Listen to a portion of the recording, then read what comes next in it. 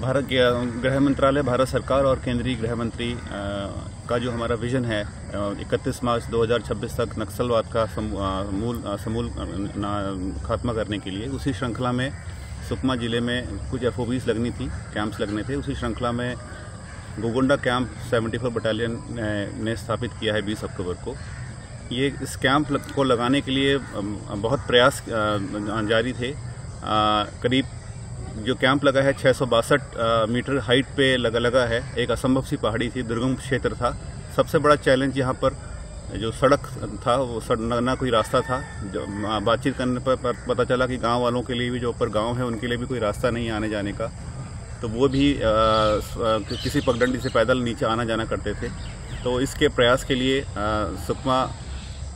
Sukma police, केंद्रीय CRPF की 74 battalion और हमारा DIG सुकमा रेंज के सहयोग से हम लोग लगातार पिछले 45 दिन से यहाँ पे ड्यूटी कर रहे थे। और इस ड्यूटी में सड़क निर्माण में हम लोगों ने सहयोग किया। उनकी DRG की टीम्स, हम 74 की बटालियन की टीम्स ने पूरा पहाड़ काटकर, जो लास्ट कैंप हमारा मुलेर है, उस मुलेर से पूरा पहाड़ काटते हुए करीब 7 किलोमीटर के आसपास का रास्ता बनाते हुए हम लोग इस दुर्गम क्षेत्र में पहुंचे हैं और हमने कैंप स्थापित किया है।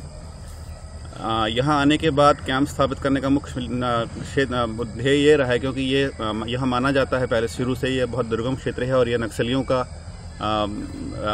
सेफ हाइड आउट रहा है। यहाँ नक्सली घटना करने के बाद यहाँ छुप जाते थे, क्योंकि ये दुर्गम क्षेत्र है। यहाँ फोर्स का आना रेगुलर बेसिस पे संभव नहीं है।